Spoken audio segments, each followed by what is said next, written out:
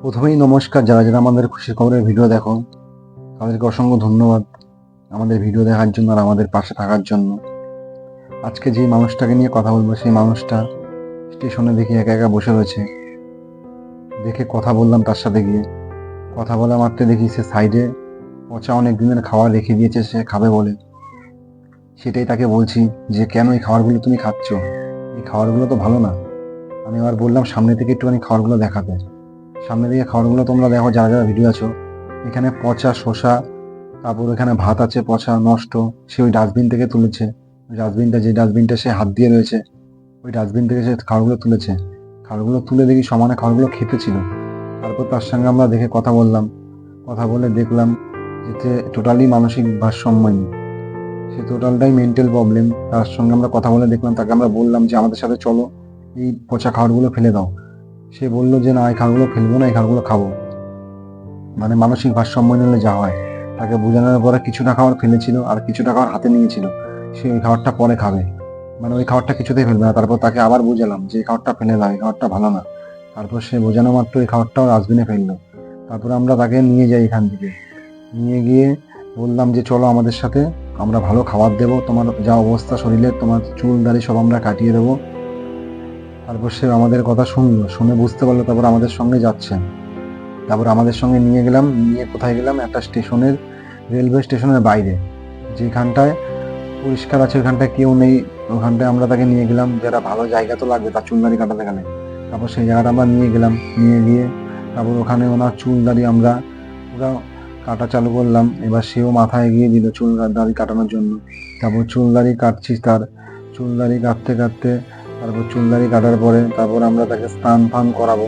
কিন্তু এই মাথা এতটাই মেন্টাল প্রবলেম যে সে ডাস্টবিন থেকে খাবার তুলে খেতেছিল, খুবই খারাপ অবস্থা, সে এতটাই মানসিক ভারসাম্যহীন।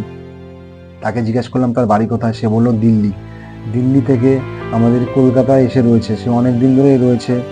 তার ব্যাগ ছিল 2-3টে ব্যাগ, বড় বড় ব্যাগের মধ্যে বিশাল বোঝা। সেই ব্যাগের মধ্যে কি আছে না আছে সেটা বলতে পারবো না, কেন আমরা ব্যাগগুলো দেখিনি ধরে। কিন্তু তখন যাকে বললাম যে চলো আমাদের সাথে চুল দাড়ি কেটে দেবো, তখন ওই ব্যাগগুলো আগে বললো আমি দেখে নিই। ওই ব্যাগগুলো আবার নিয়ে দেখি কোথায় রাখলো। তারপর সে বুঝতে পেরেছে তার আমরা ভালোর জন্য এসেছি, তারপর আমাদের সাথে সে চলে এসছে। তারপরে তো আমরা চুল দাড়ি কাটানো চালু করলাম।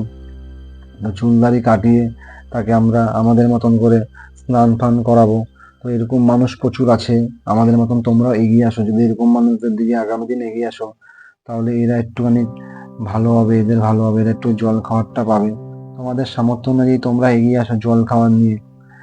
আমরা যতটা পাচ্ছি আমাদের মতন আমরা করছি, তোমরাও তোমাদের মতন করো। এরকম মানুষ প্রচুর আছে, বিভিন্ন স্টেশনে কম বেশি প্রচুর দেখা যায়। যদি তোমরা আমাদের ভিডিও ইউটিউব দিয়ে দেখে থাকো, ইউটিউব ডিসক্রিপশনে আমাদের নাম্বার দেওয়া আছে, আমাদের কল করো। তোমাদের এরিয়ায় যদি এরকম কোনো মানুষ থেকে থাকে, আমরা তাদেরকে গিয়ে পরিষেবা দেবো। আর যদি ফেসবুক দিয়ে দেখে থাকো, আমাদের ফেসবুক পেজ আছে, পেজে যদি আমাদের এই ভিডিও দেখে থাকো, পেজেও আমাদের নম্বর দেওয়া আছে, আমাদের নম্বরে আমাদের কল করো, আমরা গিয়ে তাদেরকে পরিষেবা দেবো। তোমাদের যদি এরিয়ার কোনো মানুষ থেকে থাকে, কেন এরকম মানুষদের দিকে এগিয়ে যাওয়াটা খুবই দরকার। এরা মানসিক ভারসাম্যহীন, ঠিকঠাক বোঝে না খাওয়ার কোনটা, কোথায় যেতে হবে, কীভাবে থাকতে হবে। এটা না পায় খাওয়ার জায়গা, না পায় শোয়ার জায়গা। এরা স্টেশনেই দেখা যায় বেশিরভাগ, আর বেশিরভাগ রোডেও থাকে। তো প্রচুর মানুষ আছে, অন্তত একটু এগিয়ে আসো, খাবার দাও, জল খাবারটা তোমাদের সামর্থ্য অনুযায়ী। তো আমরা তাকে স্নান করালাম, স্নান টান এখন করাচ্ছি।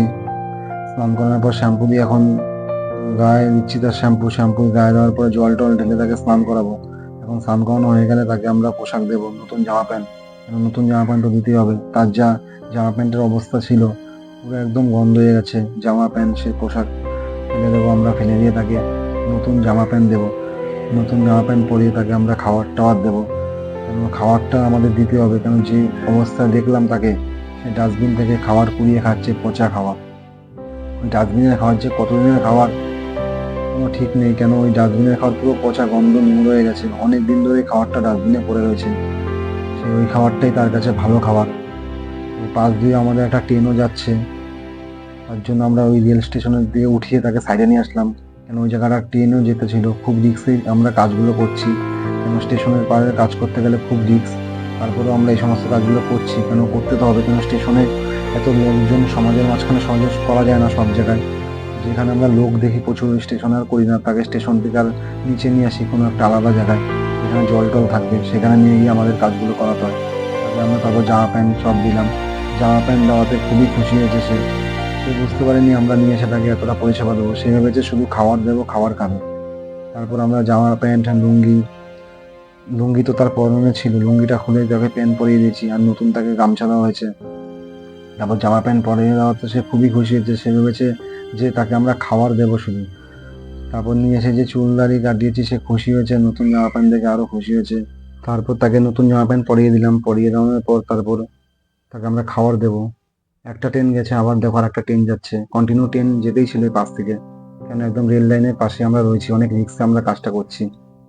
কেন, কাজ তো করতে হবে আমাদের। স্টেশনে এতটা পরিমাণে লোক যেহেতু, স্টেশনে আমরা কাজটা করতে পারবো না কোনো স্টেশন ফাঁকা দেখলে। কেন, এগুলো এমনই একটা কাজ না, প্রচুর লোক ভিড় করে থাকে। যখনই আমরা তার সামনে যাই, প্রথমে একবারও কেউ আসবে না, কোনো লোক আসবে না। সে খাবার খাচ্ছে কি খাবার খাচ্ছে না দেখার সময়, দেখার জন্য কোনো লোক নেই। যখনই আমরা কাজগুলো চালু করব, তখনই লোকের মাথা লোক, কত লোক এসে দেখবে, জিজ্ঞাসা করবে, ছবি তুলবে। কিন্তু যখন লোকটা একা একা বসে থাকবে, কোনো লোকের দায়িত্ব নেই তাকে এক মুঠো খাবার দেওয়ার। যখনই আমাদের দেখবে, তখনই লোক ভিড় হয়ে যাবে ওই জায়গাটা। ঠিক আছে, যাই হোক, তাকে আমরা এখন খাবার দিলাম, খাবার খাচ্ছে। সে খাবার পেয়ে খুবই খুশি হয়েছে, যেহেতু ডাস্টবিনের পচা খাবারগুলো খেতেছিল। তো আমার একটাই অনুরোধ, তোমাদের এরিয়ায় যদি এরকম কোনো মানুষ থেকে থাকে, আমাদের কল করো। তোমরা যদি না পারো কাজ করতে বা এদের সামনে যেতে, আমরা তাদেরকে গিয়ে পরিষেবা দেবো, আর আমরা তাদেরকে খাবার দেবো। আর তোমাদের সামনে যদি দেখে থাকো এরকম লোক, অবহেলা করো না, একটু জল খাবার দিয়ে তাদের পাশে থাকো। আর আমাদের সাপোর্ট করো, আমরা যেন এরকম মানুষদের দিকে আরো এগিয়ে যেতে পারি। আমাদের এইভাবে পাশে থাকো, আর আমাদের এইভাবে সাপোর্ট করো, যেন আগামী দিনে আরো মানুষের আমরা আরো পাশে থাকতে পারি, আরো তাদেরকে সাপোর্ট করতে পারি।